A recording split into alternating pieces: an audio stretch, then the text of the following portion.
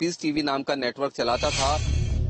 भारत में धर्मांतरण वाली साजिश पुरानी है। जाकिर नाइक ने इससे पहले इस्लामिक दावा सेंटर के जरिए हिंदुस्तान में धर्मांतरण की सबसे बड़ी साजिश की थी, जिसका हेड मौलाना उमर गौतम था।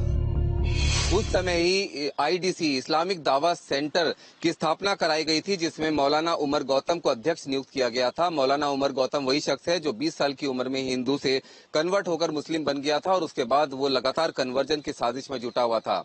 बताया जाता है कि मौलाना उमर गौतम ने 1000 से ज्यादा लोगों का धर्म परिवर्तन इस्लाम में करवाया था। मौलाना उमर गौतम तब पकड़ा गया जब कुछ मूक बधिर बच्चों के परिवारों ने पुलिस से शिकायत की कि उनके बच्चों को कन्वर्ट करके मुसलमान बना दिया गया है।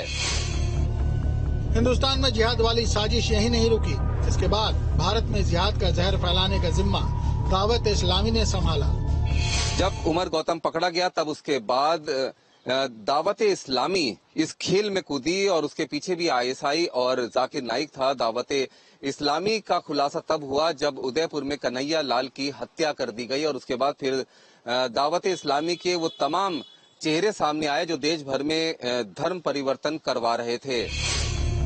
एक के बाद एक देश के दुश्मन जिहाद वाली साजिश कर रहे थे, लेकिन हर बार देश की सुरक्षा एजेंसियों ने उनके प्लान को फेल कर दिया। इसके बाद जाकिर नाइक जैसे देश के दुश्मन समझ गए कि कुछ अलग करना पड़ेगा, जिसके बाद शुरू हुआ गेमिंग ऐप के जरिए देश के हिंदू बच्चों को मुसलमान बनाने का खेल, जिसका जिम्मा बद्दो यानी शहनवाज को दिया गया, जो अब सलाखों के पीछे है।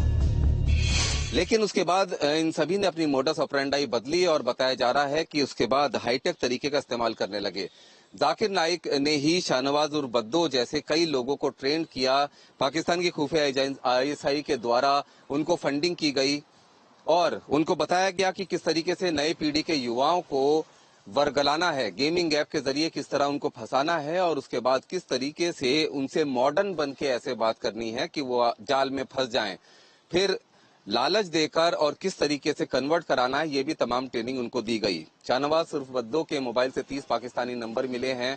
2 ऐसी मेल आईडी मिली हैं जिसमें वो आईएसआई से जुड़े हुए संदिग्धों से बातचीत करता था। लाहौर के एक ट्रैफिक इंस्पेक्टर का आईडी कार्ड भी मिला है। तमाम ऐसी चीजें हैं जो बताती हैं कि साजिश कितनी गहरी है। धर्मांतरण की इन सारी साजिश में एक बात सेम थी। हर साजिश में जाकिर नाइक के वीडियो दिखाए जाते थे। शाहनवाज और बद्दो अकेला नहीं है, बल्कि उसके जैसे कई और ऐसे हैंडलर्स हैं जिनको इस तरह की विशेष ट्रेनिंग दी गई है और वो लगातार देश भर में धर्म परिवर्तन की साजिश में जुटे हैं, जिनकी तलाश एजेंसीज कर रही हैं।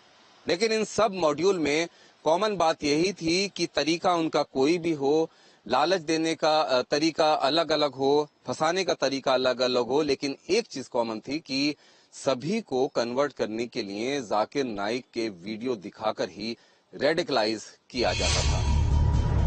देश के दुश्मन जिहाद के नाम पर कितनी भी बड़ी साजिश कर लें, लेकिन हर बार उसे भारतीय सुरक्षा एजेंसियों से मुंह की खानी पड़ती है, क्योंकि हिंदुस्तान की मजबूत जड़ों को ऐसी साजिश कमजोर नहीं कर सकती। क्राइम कंट्रोल के लिए टीम न्यूज स्टेट।